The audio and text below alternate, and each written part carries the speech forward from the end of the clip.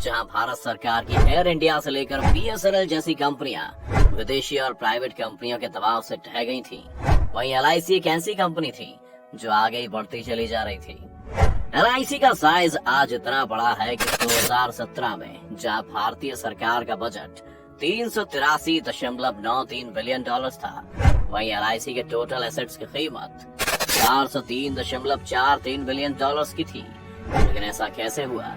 कैसे इस कंपनी ने मार्केट को पीछे छोड़ा और कैसे भारत जैसे देश में न सिर्फ इतने इंश्योरेंस के दरवाजे खोले पर भारत की इकोनॉमी के इंजन के रूप में भी काम किया? आज जानेंगे हम ये सब, तो बस बने रहिएगा वीडियो के अंत तक हमारे साथ। लेकिन वीडियो शुरू होने से पहले अगर आप चैनल पर नए हैं या आपने अभी तक चैनल को सब्सक्राइब नहीं किया है तो चैनल को सब्सक्राइब करना और बेल आइकन दबाना ना भूलें। तो आज आप जानते हैं कि LIC दुनिया की 5वीं सबसे बड़ी इंश्योरेंस कंपनी है और बहुत से लोगों को ये नहीं पता होगा कि इंश्योरेंस कंपनियां क्या काम करती हैं। तो आइए इसके पहले इसका बिजनेस मॉडल समझते हैं। इंश्योरेंस कंपनियां, स्पेशली लाइफ इंश्योरेंस कंपनियां, आपको हर महीने एक छोटा सा अमाउंट अपने पास डिपॉजिट करने के लिए कहती हैं, जिसे आप प्रीमियम कहते हैं। ये प्रीमियम कुछ सालों का होता है। मान लीजिए कि आपने 25 साल तक हर महीने 2000 रुपए जमा किए। इस तरह से 25 साल बाद आपके पास 6 लाख रुपए हो जाएंगे। अब अगर किसी दुर्घटना में या किसी भी कारण से आप नहीं रहते तो ये कंपनियां आपके परिवार को ये पैसा दे देंगी, जिससे आपका परिवार आपके जाने के बाद भी कोई वित्तीय संकट ना झेले।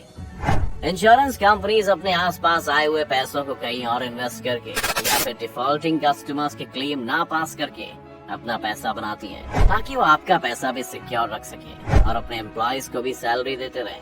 तो मोटे मोटे तौर पर ये इनका बिजनेस मॉडल होता है। अब आते हैं कि LIC की जरूरत क्यों पड़ी।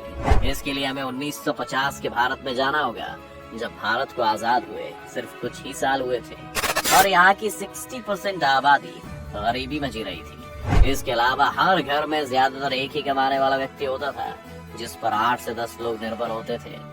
ऐसे में अगर इस इंसान की मौत हो जाए तो इन सभी लोगों पर गरीबी का संकट मंडराने लगता था। इससे न सिर्फ इन्हें नुकसान था पर देश की अर्थव्यवस्था को भी चोट पहुंचती थी, क्योंकि आबादी का एक बड़ा हिस्सा असहाय हो जाता और फिर वो उतना अच्छे से इकोनॉमी में कंट्रीब्यूट नहीं कर पाता। अब इस समस्या को सुलझाने का एक ही रास्ता था, जीवन बीमा यानी लाइफ इंश्योरेंस। यूँ तो उस वक्त भी भारत में 245 लाइफ इंश्योरेंस कंपनीज थी, लेकिन वो ज्यादातर शहर में रह रहे लोगों पर ही ज्यादा ध्यान देती थी, क्योंकि उनके पास प्रीमियम भरने का पैसा था। लेकिन जिस सेक्टर को बीमा की सबसे ज्यादा जरूरत थी वो इससे वंचित ही रह जाता था। तब 1956 में 245 इंश्योरेंस कंपनीज को मर्ज करके लाइफ इंश्योरेंस कॉर्पोरेशन या LIC की स्थापना सरकार द्वारा की गई। इन कंपनियों के पास कुल मिलाकर 27,000 से भी ज्यादा एम्प्लॉइज और 50 लाख पॉलिसीज थी। अब परेशानी फिर भी यही थी कि LIC तो बना ली, लेकिन भारत के गरीब लोगों तक इस स्कीम को कैसे पहुंचाया जाए। और यहाँ पर काम आए LIC के होनहार एजेंट्स, जिन्होंने कुछ अगले सालों तक घोड़ा गाड़ी से लेकर बसों का सफर करते हुए थक्के खाए, लेकिन वो भारत के हर गांव और हर कस्बे तक पहुंचे ताकि वो लोगों को LIC के फायदों के बारे में बता सके।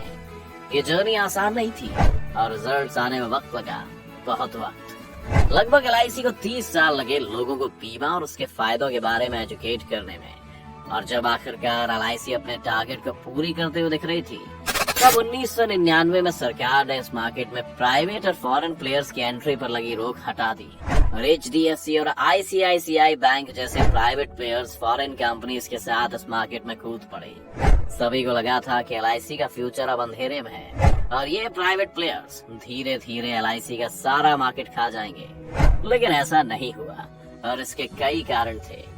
जैसे भारत में टूथपेस्ट की जगह लोग कोलगेट बोलते हैं, वैसे ही लोग इंश्योरेंस की जगह LIC बोलते हैं। ये नाम लोगों की जुबान पर इस तरह चढ़ा हुआ है कि कभी फीका नहीं पड़ा। इसके अलावा LIC की सर्विस एक सरकारी कंपनी होने के बाद भी शानदार थी।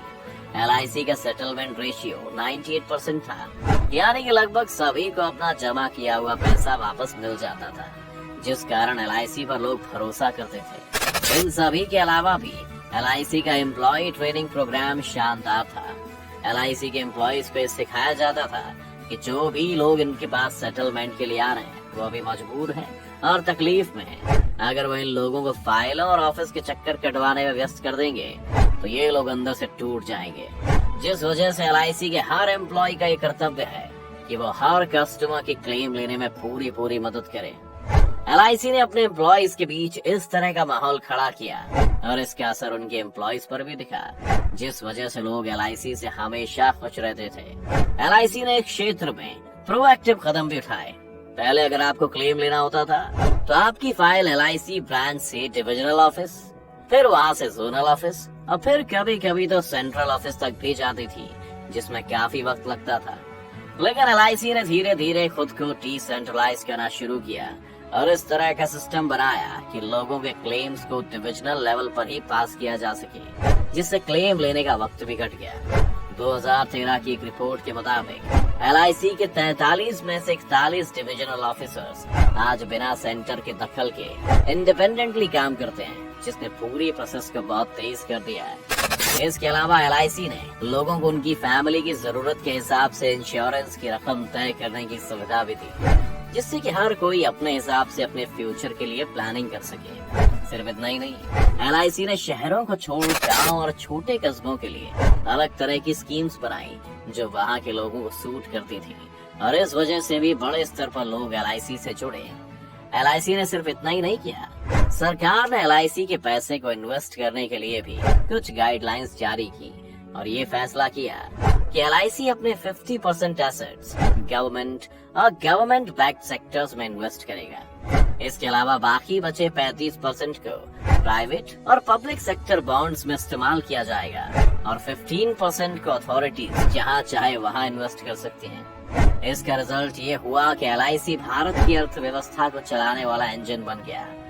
आज LIC ने अपने 65% एसेट्स सोशल सेक्टर्स जैसे power, electricity, water supply, sewage और पब्लिक ट्रांसपोर्टेशन सिस्टम में इन्वेस्ट किए हुए हैं, जिसने भारत के इंफ्रास्ट्रक्चर को डेवलप करने में काफी मदद की है। साल 2016 में जब केंद्रीय सड़क परिवहन मंत्री नितिन गडकरी ने अनाउंस किया था कि वह भारत के रोड नेटवर्क को 2 लाख किलोमीटर तक और एक्सटेंड कर देंगे, तब भी LIC ने इस प्रोजेक्ट में 2.5 लाख करोड़ रुपए यानी कि अकेले 20% का निवेश किया था। इसके अलावा इतिहास में भी हमें ऐसे कई उदाहरण मिलते हैं। 1965 की भारत पाकिस्तान जंग के दौरान जब भारत का स्टॉक मार्केट क्रैश होने लगा था, तब भी LIC ने मार्केट में 5 करोड़ रुपए पंप करते हुए इसे संभाला था। आज भी LIC ने लगभग 50,000 करोड़ रुपए से ज्यादा रुपए निफ्टी 50 की कंपनियों में इन्वेस्ट किए हुए हैं, जो लगातार हमारी अर्थव्यवस्था को गति दे रहे हैं। तो दोस्तों, ये थी LIC की कहानी, जो एक मायने में भारत की कहानी भी थी। गरीबी और बीमारियों से जूझता भारत, जो आज अपने दम पर बिना किसी सहारे के दुनिया के सामने खड़ा है। ये सब मुमकिन हो पाया सही समय पर सही फैसले लेने से।